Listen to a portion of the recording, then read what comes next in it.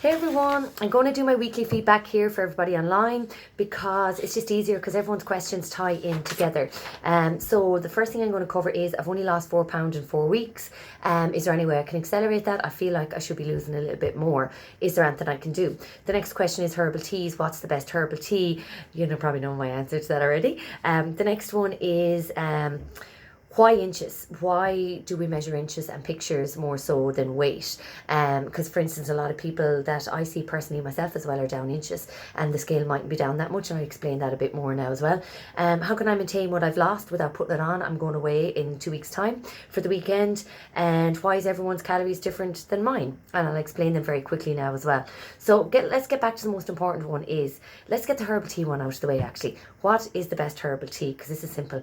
Any of them, it doesn't matter. Like what calories in a herbal tea, 20 calories less, it doesn't really matter. I just have green tea because it cleanses my palate and I really don't want to eat anything else after the green tea. So I use the green tea once a day during the time of day where I feel like I'm munching too much on the sugar and stuff like that. So that's why it works for me, and it still has a bit of caffeine in it. So again, the after 4 p.m. rule, no caffeine, because it'll just disrupt your sleep cycle as well. That's why if some people are having like 4 coffees a day, I always recommend, whoa, cut that down guys, because it'll upset your sleep routine without you realising it as well, because you're wiring yourself up before you go to bed and you need to be winding down on caffeine from 4 o'clock onwards. Right, so I've only lost £4 in 4 weeks. I feel like I should have lost more. I know I was hit and miss my workouts, but I've been sticking to 1600 calories average every day, including the weekend. It was average during the week. To go count my calories for the week, I'm averaging 1600 per day. This lady's fat loss calories is 1800, so she's doing really well. So even sticking at 1600, she's given that little bit of leeway for overdoing the portions, that kind of way, by 200 a day. So this particular lady's fat loss calories was 18. She's averaging 100 calories per day. She's averaging out at 16. So the reason she's lost £4 in 4 weeks is because, and her workouts were hit and miss, I'd never class my gym sessions or weight sessions or gym class sessions as calorie burning. I class them as keeping you young, keeping you fit, not for weight loss. It's the calories and the walking for weight loss. So if you want 3,500 calories is a pound, multiply that by 4, because she lost 4, that's 14,000 calories, okay? If she was averaging out at 2,000 calories per day, that's 7 days worth of food that she has lost in under 4 weeks, 3.5 weeks really. So do the maths on that. That is amazing. So for this particular lady, my advice would be, and anyone listening who thinks, oh God, I only lost £4 in 4 weeks, keep going. Aren't you better off losing the weight slowly like that over a longer period of time? Probably maintain the weeks that you go away for the weekend or something on the lash or something like that, or have lots of alcohol fueled, salty foods, sugary foods. You'll maintain that week, move on, press the reset button, and back on the wagon again on the Monday after your weekend away. You mightn't lose anything that particular week after your weekend away, but you lose it the following week. Consistency is key. So don't be disappointed if you lose 3,500 calories out, and that's a pound a week. That's a lot. Like 3,500 calories is a day and a half of food for some people.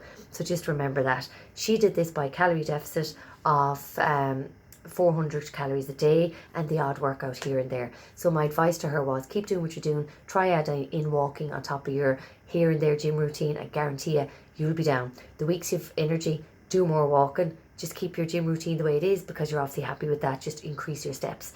Now, the next one, why do I concentrate more on inches? Where someone says to me, I'm big into pictures because fat falls off your chin, anywhere, like your under your arms and your ankles, your calves. I've seen people lose an inch off their calves. So that's fat. So that's why pictures is really important in tight gym gear, because if you go and look at the scale one week and go, oh, I'm not down, could be for any reason, period, water retention. Our bodies are like a sponge. We're designed to hold on to water because 75% of us is water. If there's any crevice inside of us at all, that water will stay there and lodge there. So, and water is still weight, it weighs in the scale. So I always say measure your inches, measure the biggest part here, the lower belly, top of the belly and the back of the chest, because we always get overhang here.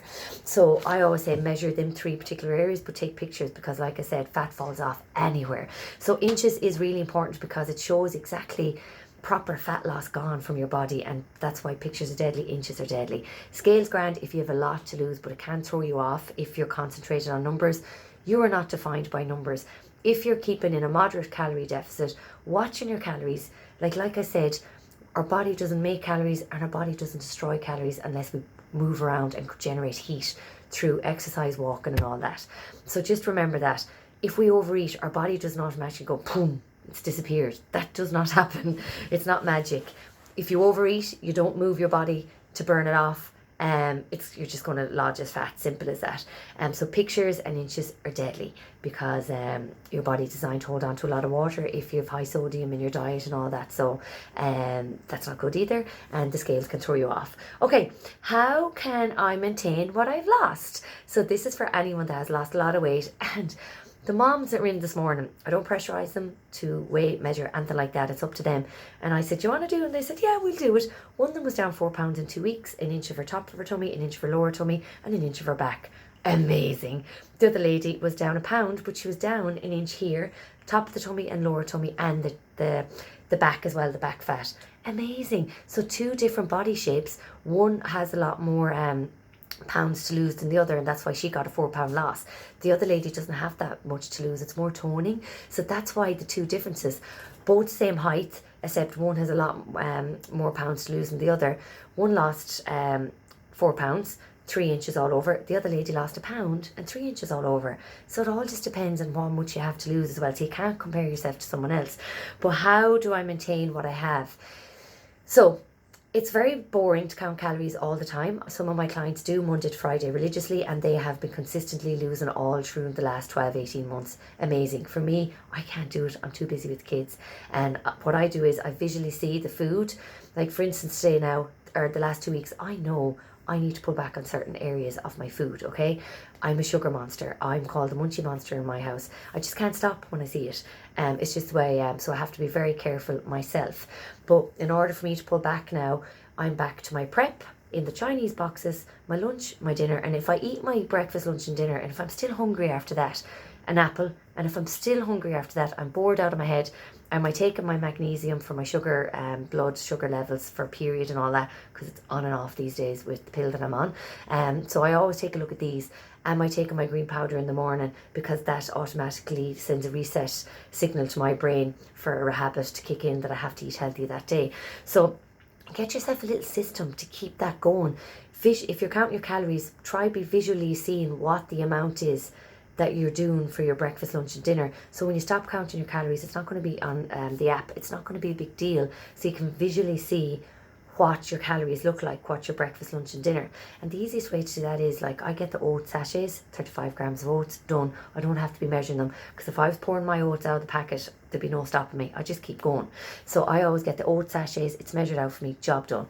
And you're not going to overdose on everything else or overdo it and everything else, except for the peanut butter. Be careful with that.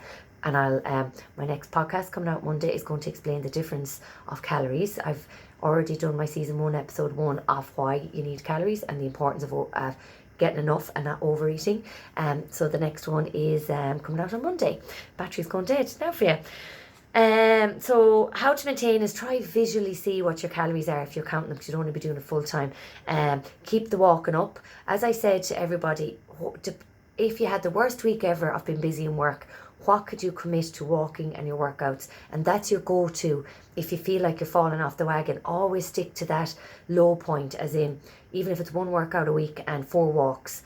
But I would advise keeping your walking going, and your weights are so important, guys, for toning as women. Really, really important. So definitely keep 1 weight session going a week and a minimum 4 walks.